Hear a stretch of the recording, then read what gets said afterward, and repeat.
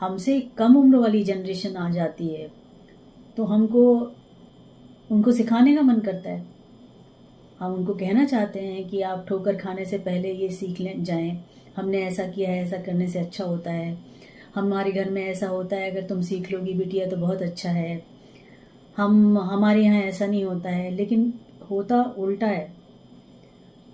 बड़े लोग सिखा सिखा के वो सारी चीज़ें बताना चाहते हैं कि जो उन्होंने मुश्किलें झेलने के बाद सीखा है, बहुत सारी चीज़ों की तकलीफ़ें सहने के बाद सीखा है, और वो ये चाहते हैं कि आप उनके बताने पे सीख लें, बिना ठोकर खाए, बिना लड़खड़ाए, बिना किसी हानि को उठाए। लेकिन चक्कर ये है कि जो सीखने वाले होते हैं उनकी उम्र कम होती है, लेकिन उनका एक्सपीरियंस ऐसा उनको लगता है कि बहुत ज़्यादा है। उनको लगता है हम आपके जैसे आपके तरीके क्यों अपनाएं, हमारे अपने तरीके हैं, हम अपने हिसाब से करेंगे, हमारा घर है हम देखेंगे, हमारे पति हैं या हमारी पत्नी है हम देखेंगे। तो अपने बड़ों से जो सीखने का मादा होता है उनमें बहुत कम हो जाता है। वो डिफरेंसेस क्रिएट हो जाते हैं आपस में, मुश्किलें आने लगती हैं। ऐसा लगने लगता है कि एक अजीब सी खाई बनती चली जा रही है। जो उम्र दराज हैं, जो एक्सपीरियंस है, वो सिखाने पे उनका वो रहता है कि जितनी जल्दी हो हम अपनी नई जनरेशन को अपनी चीज़ें, अपने यहाँ की चीज़ें, हमारे यहाँ होने वाले आचार विचार संस्कार सब सिखा दें।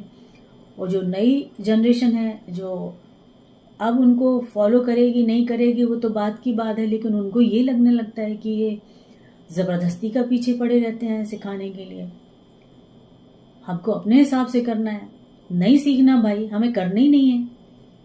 इतने सारे फालतू काम क्यों करना है, कम से काम चल जाता है तो ज़्यादा क्यों सीखना है। तो आज की बात है नई जनरेशन की। ओल्ड जनरेशन के लिए तो हमने आपको बता दिया कि उनको मोल्ड नहीं किया जा सकता।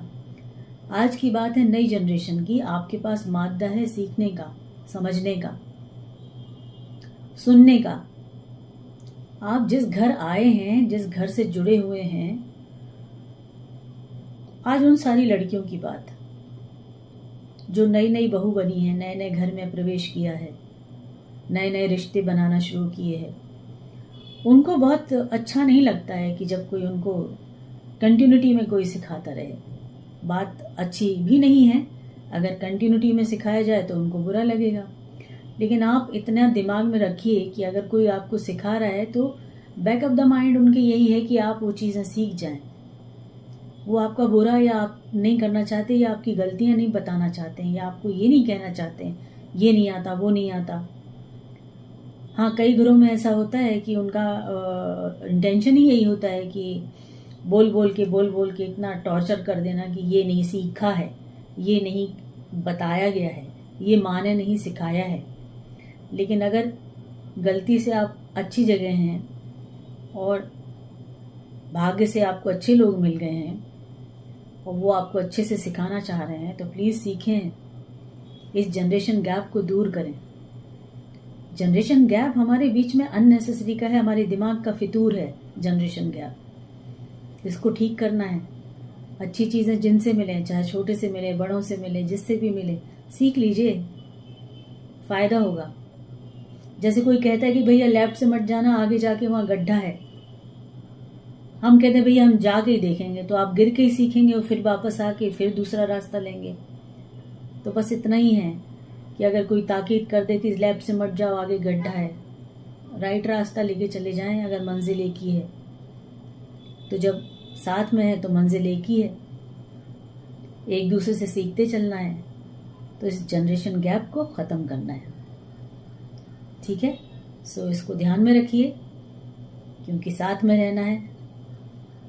अकेले रह के भी बड़ी मुश्किलें आती हैं जो पता नहीं चलती हैं, और जब पता चलती हैं तो बड़ा मुश्किल है वापस लौटना, ठीक है। तो इसको ध्यान रखते हैं, आगे बढ़ते हैं।